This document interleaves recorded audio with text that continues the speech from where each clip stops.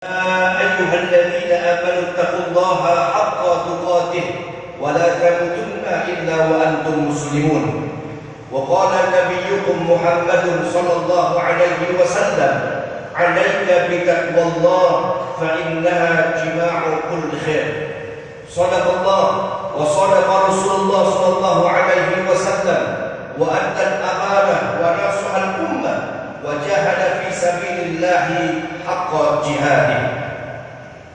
Ibadallah, setelah puja-puji syukur kita panjatkan kepada Allah Subhanahu wa taala, salawat beserta salam telah kita sampaikan kepada junjungan kita Nabi besar Muhammad sallallahu alaihi wasallam.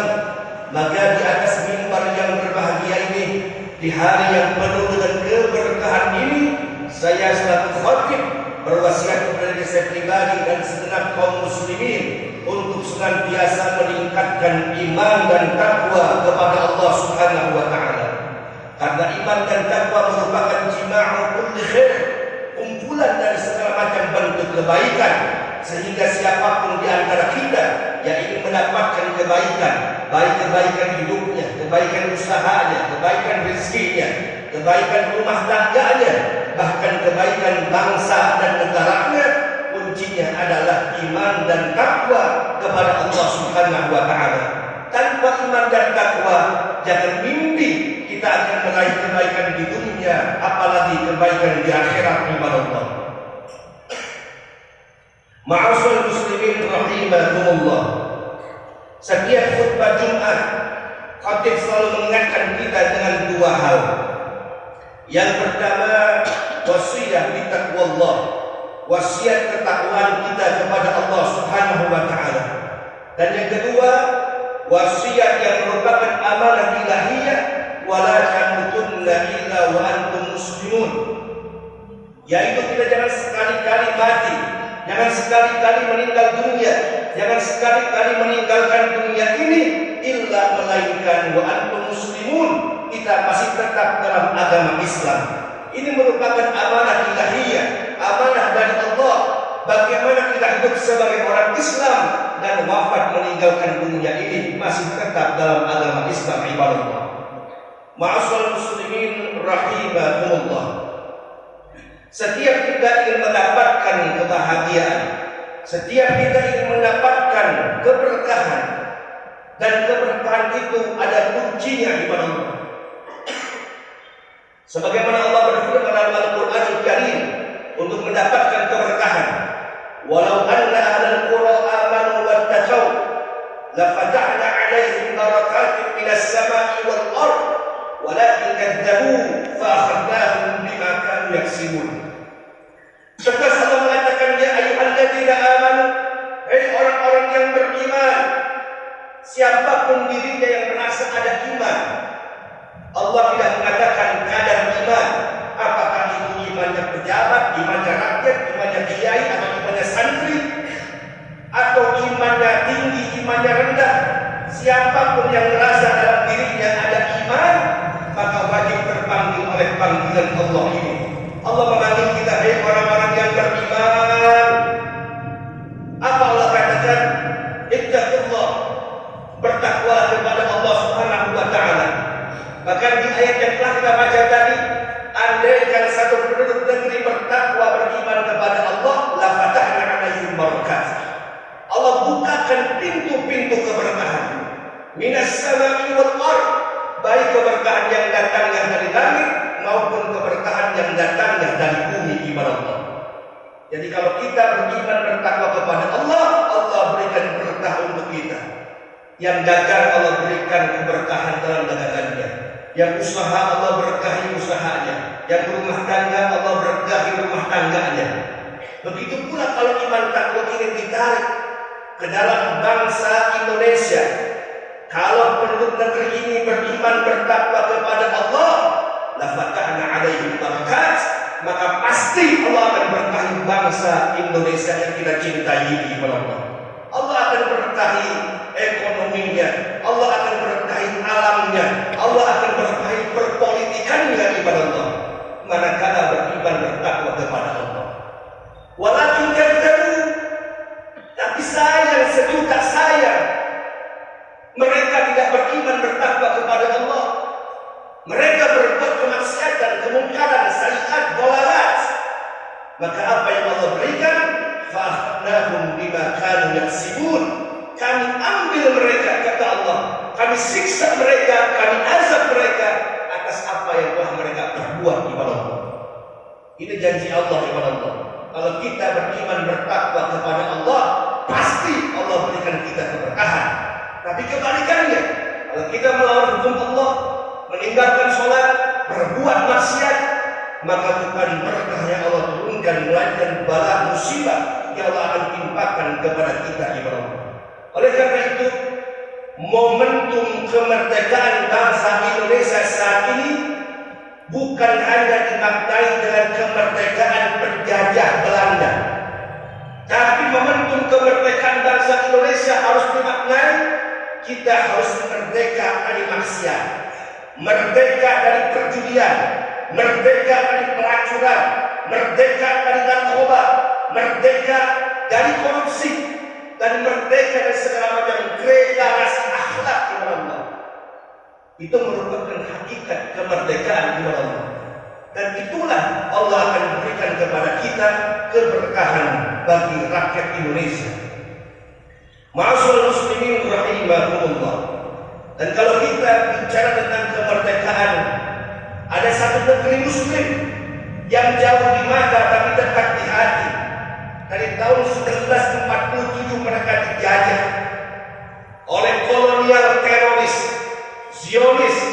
Mereka mengusir umat Islam di sana, membunuh kaum muslimin di sana, memperkosa umat muslimah di sana ibadah Allah, yaitu negeri Palestina ibadah Allah. Maka berkenaan dengan ini dan alhamdulillah masjid kita hari ini kedatangan tamu dari Palestina, setidaknya kita harus tanamkan ikat dari kita untuk membantu Palestina karena 3 hal. Kenapa kita harus bantu Palestina? Yang pertama, kita diikat dengan akidah yang sama. Mathalul mu'minina fi tawaddihim wa ta'atufihim wa tarahumihim kamathalil jasadil wahid. Perumpamaan orang beriman dan orang beriman lainnya bagaikan satu tubuh. Apabila satu tubuh merasakan sakit, yang lain pun harus merasakan sakit ibadah Allah. Kita tak pernah ketemu orang Palestina, tak kenal mereka, tapi kita diikat dengan iman yang sama, Tuhannya sama, kitab sucinya sama, nabinya sama. Maka sesama umat Islam harus saling tolong dan membantu ibadah Allah. Itu kewajiban kita karena sesama umat Islam dan diikat dengan akidah ibadah Allah. Yang kedua, kenapa kita harus bantu Palestina? Karena kita diikat dengan nasionalisme. Bangsa Arab yang pertama kali mengakui kemerdekaan bangsa Indonesia adalah negeri Palestina ibadah Allah. Dan kita lihat dalam alimnya Undang-Undang Dasar 45 yang pertama bahwa kemerdekaan itu adalah hak segala bangsa. Maka oleh sebab itu segala macam penjajahan harus dihapuskan dari atas muka bumi ini ibadah Allah. Israel itu penjajah. Mereka bukan negara. Jangan sebut sekali-kali sebut negara Israel, karena Israel bukan negara ibadah Allah, tapi mereka penjajah, mereka Zionis, mereka teroris ibadah Allah, yang nggak boleh umat Islam membiarkannya. Yang ketiga, kenapa kita harus bantu Palestina? Karena kita sebagai sesama manusia. Manusia mana melihat anak kecil dibunuh, rumah mereka dihancurkan ibadah Allah. Saat ini 80% bangunan di Gaza hancur penuh rantah karena serangan Israel. Hampir 2 tahun lebih Israel membombardir Gaza, Palestina ibadah Allah. Tidak perlu menjadi orang Islam untuk membantu Palestina, cukup jadi manusia saja ibadah Allah untuk membela Palestina. Lalu bagaimana yang kita bisa lakukan untuk membantu Palestina? 3. Yang pertama, jihad bin anfusina, yang bisa berjuang dengan diri kita, berjuanglah dengan diri kita. Itu merupakan panggilan jihad ibadah Allah. Yang mereka butuhkan bukan hanya bantuan makanan, bukan hanya bantuan logistik, tapi yang mereka bantuan adalah militer Islam. jihadis Islam. Karena Israel tidak bisa dilawan dengan musyawarah, tidak bisa dilawan dengan negosiasi. Israel hanya bisa dilawan dengan jihad fisabilillah. Manakala kita tidak mampu berjihad dengan diri kita, yang kedua, jihadlah dengan harta yang kita miliki. Man jahaza ghaziyan faqad ghaza. Barang siapa yang memberikan bantuan untuk orang berjuang, pahalanya sama seperti orang yang sedang berjuang.